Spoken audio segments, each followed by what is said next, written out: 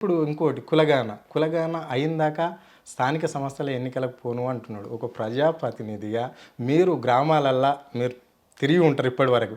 సర్పంచ్ లేకపోతే సమస్యలు ఏ విధంగా ఉంటాయి ప్రజలకు?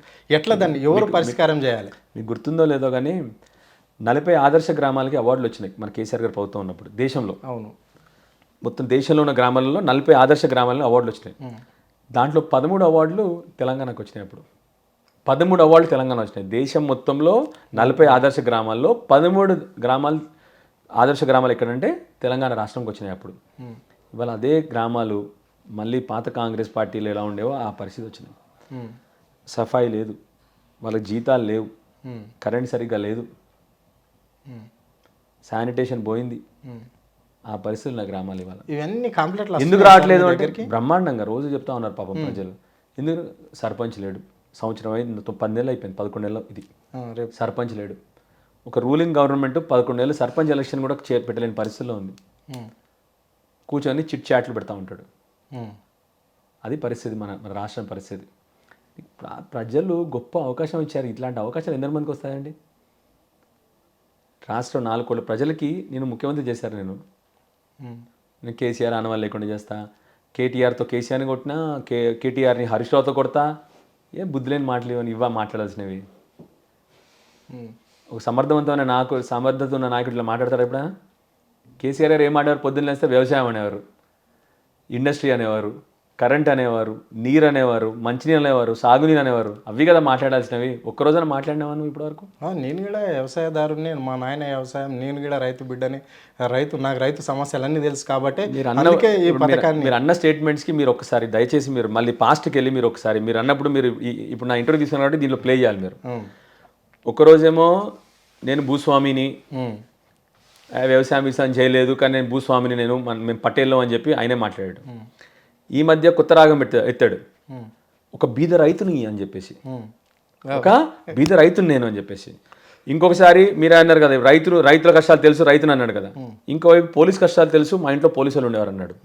పోలీస్ పటేల్ అంటారు మమ్మల్ని అంటుండే. అది మీరు కనుక్కోవాలి. దాని గురించి మీరు ఒకసారి డీప్ కనుక్కోవాలి. నిజమైన పోలీస్ పటేలా ఉందా కాదా అని కనుక్కోవాలి మీరు ఇవన్నీ. ఓకే, దీని మీద కూడా మీరు అడిగిన చిన్న ప్రశ్నలు కూడా తన మాటలోనే ఎంత వ్యత్యాసం ఉందో మీరు ఆలోచించాలి. పొద్దునన్న మాత్రం సాయంత్రం మారిపోద్ది, పొద్దునన్న మాట సాయంత్రం అన్న మాట మరి మరుసటి రోజు మళ్ళీ మారిపోద్ది. తనే ఇన్ని రోజులు నేను పెద్ద పటేలని, నేను అసలు భూస్వామి, నేను అసలు మేము అనుముల ఇదంటే అది, అదంటే ఇది అని చెప్పుకున్నాడు. ఈ మధ్య కొత్త రాగం ఎత్తాడు, మీరు చూసారు లేదు, బీద రైతు అని చెప్పి కొత్త రాగం ఎత్తాడు. అంత విచిత్రంగా మాట్లాడే నాయకుడు మనకు రాష్ట్రానికి ముఖ్యమంత్రి. మీరు కరెంటు గురించి మాట్లాడుతున్నారు, చెప్పిండు కదా ఎకరకు 3 గంటల సేపు కరెంటు ఉంటే 5 ఎకరాల రైతుకు 3 గంటలు కరెంటు ఉంటే సరిపోతుందని గతంలో ఎప్పుడో 10 HP పంపు పెట్టాలని 10 HP పంపు పెట్టాలని చాలాసార్లు చెప్పారు పాపం. అదే చెప్తున్నాను, అప్పుడప్పుడు రాజకీయాలు ఎలా ఉంటుందంటే ఆయనను కూడా ప్రజలు ఫ్లూక్గా, అంటే ఆయన గెలిపించారా లేదా అన్నది ఇంపార్టెంట్ కంటే ఫ్లూక్గా ఆయన ముఖ్యమంత్రి అయిపోయాడు ఆయన. అది ఆయన అవగాహన. మీరు వెళ్ళి మొత్తం తెలంగాణ రాష్ట్రంలో తిరగండి, ఎక్కడ మీకు అసలు 10 HP పంపే కనబడదు మీకు. ఫస్ట్ ఆఫ్ ఆల్ వ్యవసాయంలో ఎవరు 10 HP పంపులు అసలు ఉన్న దాఖలా లేవు అసలు. ఎక్కడో ఒక చాలా పెద్ద రైతులకు తప్ప అసలు 10 HP పంపులే ఉండవు ఎవరు రైతులకి. ఆయన అవగాహన అది. అందుకనే చెప్పాను కదా, అవగాహన లేదు వ్యవసాయం గురించి, విద్య గురించి అవగాహన లేదు, ఆరోగ్యం గురించి అసలుకే అవగాహన లేదు, మౌలిక వసతుల గురించి అవగాహన లేదు. అందుకొరకు ఏం చేయాలి? కేసీఆర్ ఆనవాళ్ళు లేకుండా చేస్తా, వాడిని ఎక్కర్రో తొండబెడతా, వీడి పేగులు జీలుస్తా నేను, ఇది తప్ప మహిళల గురించి అసభ్యంగా మాట్లాడతా తప్ప, కుటుంబ సభ్యుల గురించి మాట్లాడతా తప్ప. మీరు ఒక్కరోజు మీరు ఎప్పుడన్నా గంటసేపు ఆయన సబ్జెక్ట్ మీద మాట్లాడింది ఒక్కరోజు నాకు చూపడండి, అసెంబ్లీలో చూపడండి ఒక గంటసేపు అసెంబ్లీ సబ్జెక్ట్ మాట్లాడిందని ఇప్పటివరకు. అట్లా మీరు అసెంబ్లీ మేమంటే చూసి వార్తలు రాష్ట్రంలోనే, సో అక్కడ మాట్లాడే హక్కు మాకు ఉండదు, అధికారాలు ఉండవు. సో మీరు వింటారు, అలాంటి మాటలు అసెంబ్లీలో మాట్లాడచ్చా? అంటే మీరు రాష్ట్ర ప్రజలు చూస్తున్నారు అనే విషయాన్ని మర్చిపోయి మాట్లాడతారా, లేకుంటే మాట్లాడాలనే మాట్లాడతారా కొంతమంది ప్రజాప్రతినిధులు? అందులో ఇప్పుడు మీరే చెప్తున్నారు ముఖ్యమంత్రి ఎప్పుడు అట్లనే మాట్లాడతాడని. అది అట్లా ధర్మమేనా ఆ మాట్లాడడం? సో ప్రాబ్లం ఏంటంటే ఇప్పుడు లీడర్ ఆఫ్ ద హౌస్ అయినా, సో మైక్ ఎక్కువ సార్లు ఆయన అడిగితే మైక్ ఆయనకి ఇచ్చేస్తారు, ఆయన లీడర్ ఆఫ్ ద హౌస్ కాబట్టి. బాధాకరం. ఈ మధ్య ఈ రాష్ట్రంలో నేను చూస్తా ఉన్నా, లా అండ్ ఆర్డర్ మొత్తం స్తంభించిపోయింది. అసలు హత్యలు ఎక్కడ పోయినా ఇలాంటి ఇన్సిడెంట్స్ బాగా కనబడతాయి. గుడ్ల మీద దాడులు, ఇలాంటివి 144 ఇప్పుడు అన్నిటికంటే బాధాకరం, నెల రోజులు 144 సెక్షన్. ఇప్పుడు సెక్షన్ ఇవన్నీ విన్నారా 10 ఏళ్ళలో ఎప్పుడన్నా? ఒక్కటని విన్నారండి 10 ఏళ్ళలో? ఎప్పుడు ఇలా అవుద్ది? ఒక నాయకుడే రోజు పొద్దున్న లేచి నేను తొండలేస్తా, నేను నీ పేగులు చీలుస్తా, నేను మెడబెట్టి తొక్కుతా నిన్ను అంటే ఏమవుతుంది చెప్పండి?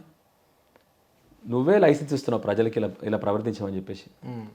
ఊరన్న తర్వాత 4 వెధవలు ఉంటారు ఎప్పుడైనా. ఆ 4 వెధవలు ఇప్పుడు యాక్టివ్ అయినారు. ముఖ్యమంత్రే మనోడు, మన ముఖ్యమంత్రి ఉన్నాడు ఇప్పుడు, పేగులు చీల్చే ముఖ్యమంత్రి, చలో అని చెప్పేసి వాళ్ళు కూడా డిసైడ్ అయిపోయినారు. వాళ్ళు అది కనబడుతోంది. ఒక ముఖ్యమంత్రి మాట్లాడాల్సిన మాటలు అసెంబ్లీలో కూడా అదే పద్ధతిగా మాట్లాడతారు ఆయన. ఎంత బాధాకరం అంటే, సరే మనం చేయగలిగింది ఏమి ఉండదు ఇంతకంటే ఎక్కువ. ఓకే, ఆయన రాష్ట్రానికి ముఖ్యమంత్రి.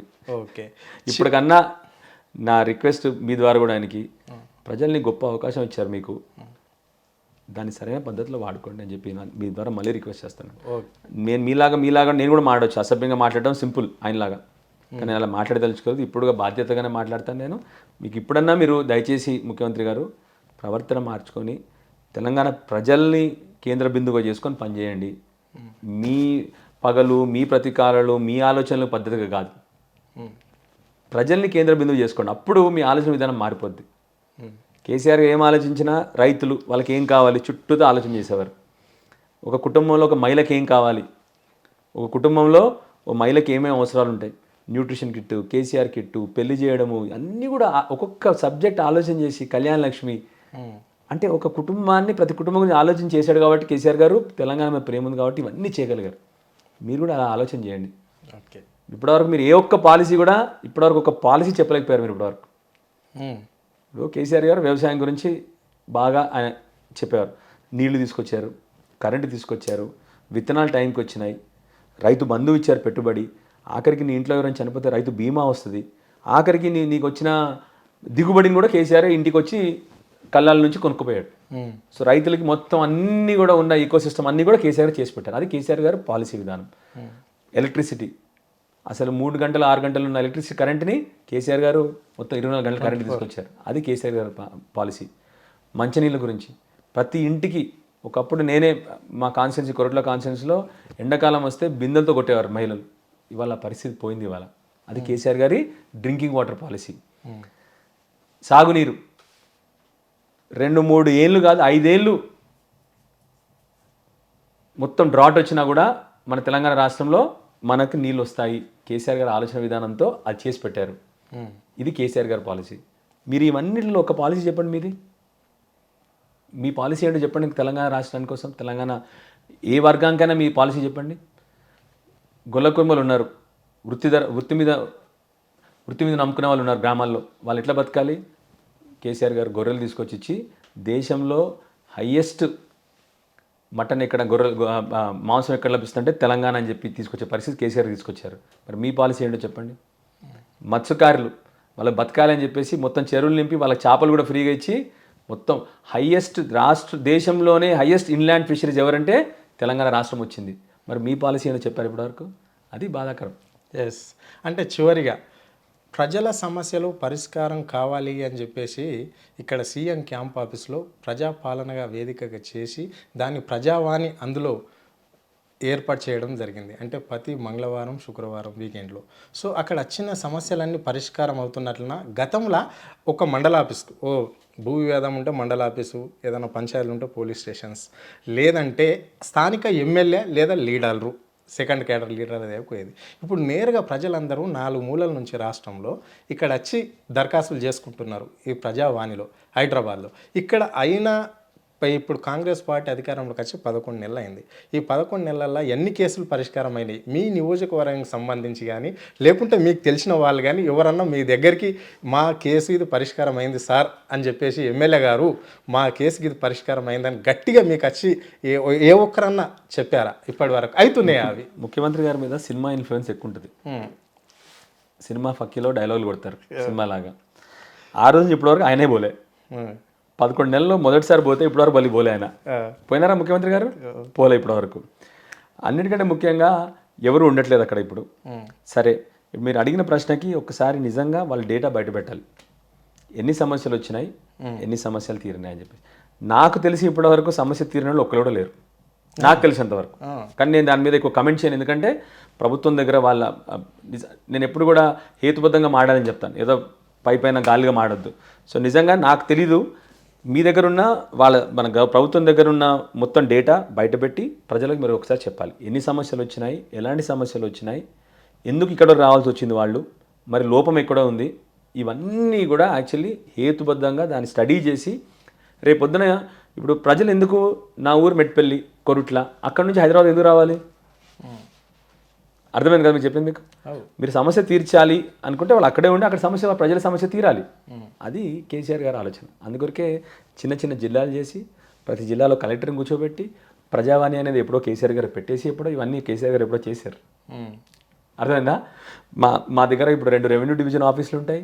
ఒక కలెక్టర్ గారు మా ఊరు నుండి 30 కిలోమీటర్ పోతే కలెక్టర్ గారు దొరుకుతారు మాకు, లేకపోతే కలెక్టర్ గారు మా ఊరికి వస్తారు. అంటే మీకు ఇవన్నీ కూడా కేసీఆర్ గారు ప్లాన్ చేసుకుని ఆల్రెడీ చేసినాయి, ఇవన్నీ సినిమా డైలాగులు ఇవన్నీ. అంటే ఇప్పుడు మీకు చెప్తారు కదా వచ్చి, సార్ మేము అక్కడ పోయినాము, ఇది పరిస్థితి, మీరన్నా చేయండి అని చెప్పేసి మీ దగ్గరికి వచ్చిన వాళ్ళు ఎవరన్నా ఉన్నారా? లేదు. నాకు ఇప్పటివరకు ఇక్కడ మా ఊరోళ్ళకి అందరికీ తెలుసు, అక్కడ ఎమ్మెల్యే గారు దగ్గర పోతే పనులు అయిపోతే ఎవరు ఇక్కడ రారు అసలు. అసలు నిజానికి చెప్పాలంటే కేసీఆర్ గారు అందుకొరకు ఏమంటారంటే ఇన్స్టిట్యూషన్స్ బ్రహ్మాండంగా నడవాలి. ఇప్పుడు ఉదాహరణకి కేసీఆర్ గారు రుణమాఫీ చేశారు, ఎవరు బ్యాంక్ దగ్గర పోలే, ఎవరు ఆఫీసర్ దగ్గర పోలే, ఎవరు కూడా ఎంఆర్ఓ దగ్గర పోలే, ఎవరు ఆర్డీఓ దగ్గర పోలే, టంగన వచ్చి నీ బ్యాంక్లో పడ్డాయి. అదే ఇవాళ రేవంత్ రెడ్డి గారు రుణమాఫీ చేస్తుంటే మీరు చూస్తున్నారా, రైతులు రోజు బ్యాంకుల చుట్టూ తిరగాలి, అక్కడ అగ్రికల్చర్ ఆఫీసర్ చుట్టూ తిరగాలి, వాళ్ళ ఉన్న లోన్ డీటెయిల్స్ అన్ని చెప్పాలి, ఇంత తిరగాలి. వీళ్ళు 6 గ్యారెంటీల కోసం ఫస్ట్లో అందరి నుంచి దరఖాస్తులు తీసుకున్నారు. ఆ దరఖాస్తులో ఫోటోలు దిగాలి, జిరాక్సులు తేవాలి, అవన్నీ అందరు పోవాలి, ఎండలు నిల్చోవాలి. అదే కేసీఆర్ గారు ఏం చేశారు, ఇంటింటికి వచ్చి సర్వే చేసుకుని పోయారు కేసీఆర్ గారు. మీకు అర్థమైందా ఆలోచన విధానం ఎట్లా ఉంటుందని చెప్పి? అసలు వీళ్ళకి అసలు అవగాహన కూడా లేదండి.